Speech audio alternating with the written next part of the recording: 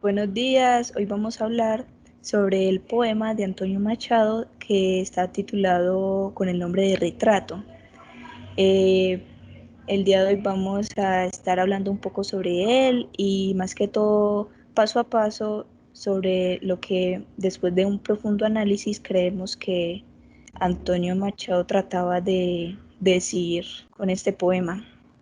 Entonces, primero que todo, mencionar que esta es una obra bastante conocida a lo largo del mundo, porque incluso ha sido pasada a la música con alguien llamado Alberto Cortés y luego ha sido reinterpretada por Joan Manuel Serrat, que es la canción que en este momento se va a estar escuchando de fondo, como para amenizar el podcast. Entonces, ahí en pantalla se debe estar viendo el poema y pues lo primero que se nota es el título, que se llama Retrato. Y pues por este título podemos como deducir que en el poema se está intentando describir algo de sí mismo, de Antonio Machado, pero lo interesante es que no lo titula autorretrato como normalmente uno esperaría, sino que lo llamó simplemente retrato. Así que como llamándolo de esta manera consigue tener un distanciamiento como con el sujeto sobre el que se está hablando y así como poder decir el poema con un tono más objetivo, pero en algunas partes obtiene el tono subjetivo porque es muy difícil uno hablar de uno mismo y evitar expresar las cosas interiores que uno siente. Sí, es correcto lo que dice mi compañera. Pues me presento, mi nombre es Tomás Valencia y también les voy a contar algo sobre el poema Retrato de Antonio Machado. Eh, para empezar, tengo que decir que este poema lo escribió Antonio Machado en 1906, cuando tenía 31 años de edad. Por lo tanto, solo debemos ceñirnos a ese periodo de su vida y olvidarnos de otras consideraciones para comprender lo que quiere decirnos. Retrato apareció por primera vez editado en el poemario Campos de Castilla en 1912. Al inicio del libro como una presentación o pues básicamente una justificación a todo lo que venía después. Consta de 9 cuartetos de versos alejandrinos, o sea, es decir, de 14 sílabas y rima alterna. Pues para comenzar el comentario lo podemos dividir en tres partes, cada una de 3 versos, correspondiendo a la primera una presentación de cómo es él, a la segunda cómo es su arte y a la tercera sus relaciones consigo mismo y con las demás personas.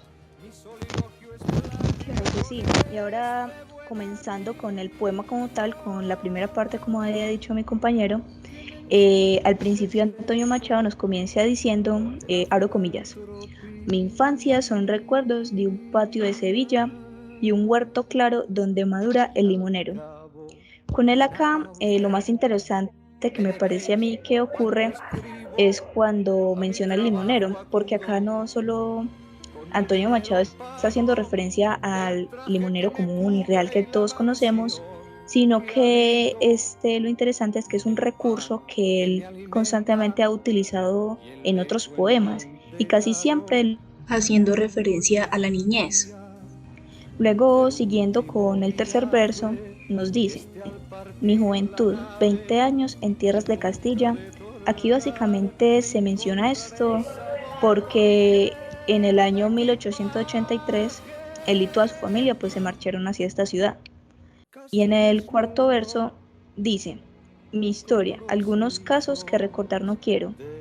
Y aquí básicamente podemos encontrar que se refiere a la muerte de su joven esposa. Ella se llamaba Leonor Izquierdo y murió en el año 1912. Y cuando dice y de otros asuntos de los cuales no estaba orgulloso y por lo tanto no los deseaba recordar. Sí, es cierto lo que dice mi compañera. En el siguiente cuarteto habla de su porte y sus relaciones amorosas. Del primero ya nos deja muy claro que no es ni un seductor Mañara ni un Bradomín. Pero ¿qué quiere decir con estos dos nombres? Pues se preguntarán, ¿quiénes serán estos dos señores? El primero es un personaje real, Miguel Mañara, sevillano como él, pero que vivió allá por el siglo XVII. Es conocido por sus obras de caridad, porque gracias a él se creó el Hospital de la Caridad de Sevilla para ayudar a las personas que carecían de medios.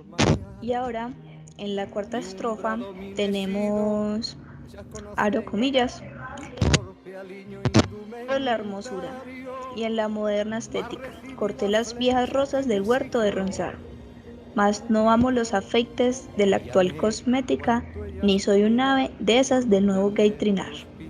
La primera parte de esto está bastante clara y es que Antonio Machado pues ama la poesía y reconoce que él forma parte de las nuevas corrientes poéticas. Sin embargo, después él rechaza la poesía como vacía, sin contenido. Y por ejemplo, cuando menciona el no querer ser un pájaro, hace referencia al modernismo.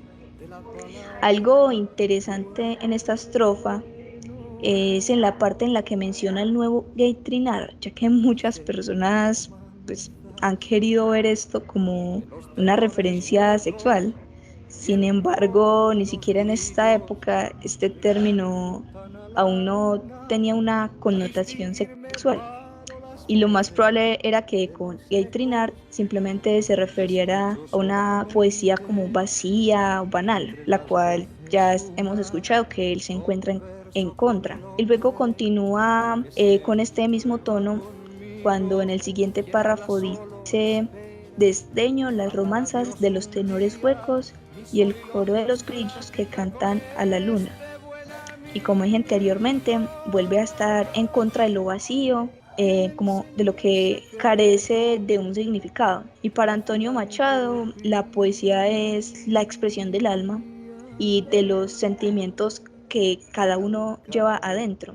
Y él quiere sacarlos afuera y por eso continúa diciendo: a distinguirme paro las voces de los ecos, ya que al parecer está harto de una sociedad donde dominan más los ecos que las voces.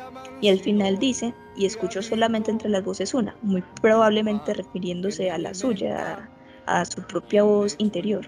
Entre comillas, Antonio Machado dice, soy clásico o romántico, no sé, dejar quisiera mi verso como deja el capitán su espada, famosa por la mano viril que la blandiera, no por el docto oficio del forjador preciada. Tras la pregunta del inicio, cuya respuesta pues a Antonio le da igual, consideró que deja claro su postura ante el arte, pues lo importante para él no era pues, ser un trabajador del verso, sino herir, llegar hasta lo más profundo del espíritu de quienes leen sus creaciones. Él denomina esto como que su verso es una espada. Machado era un hombre muy solitario, meditador, estudioso y silencioso. Entre comillas, conversó con el hombre que siempre va conmigo. Quien habla solo espera hablar a Dios un día, y creyente, como podemos observar en otros poemas, como por ejemplo, Anoche cuando dormía. En estos dos versos podemos observar una conexión con la tradición mística, con el recogimiento en sí mismo como camino hacia Dios y como camino hacia la verdad y perfección. Bastante interesante todo esto. Yo creo que hasta el momento hemos como podido darnos cuenta que en todo este poema Antonio Machado ha estado como hablando de sí mismo, ¿no? Pero como de una manera un poco alejada, como había dicho al principio.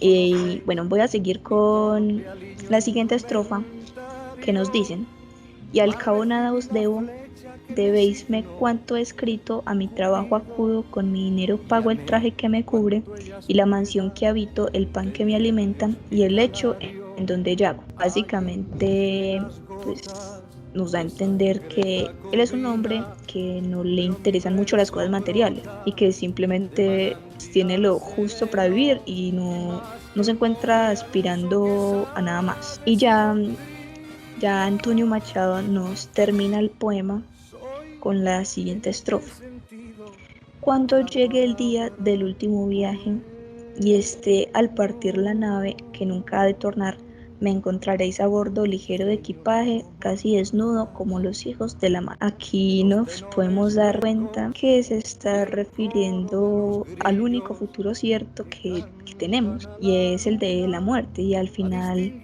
nunca nos llevaremos nada porque a fin de cuentas nacemos con nada y también moriremos así, prácticamente haciendo referencia a que al final nunca llevaremos nada y por eso está ligero como en un mar. Ya para resumir y concluir lo que mi compañera y yo acabamos de decir, Antonio Machado es considerado un ser humano, pues, como el único de todos los que han hecho lo mismo que él, pues él jamás morirá, es un poeta del pueblo y habla para el pueblo. A pesar de sus símbolos y sus figuras retóricas, que las tiene numerosas y bellas, no es un poeta difícil de entender, porque él no pretendía oscurecer el mensaje, sino hacerlo luminoso y claro para que todo lector pudiese entenderlo. En fin, hemos llegado al final y esperamos que les haya gustado y no les haya parecido aburrido este podcast. Mi compañera y yo investigamos y esperamos que toda la información les haya quedado muy clara. Muchas gracias por escuchar y que lo hayan disfrutado. Adiós. Salud.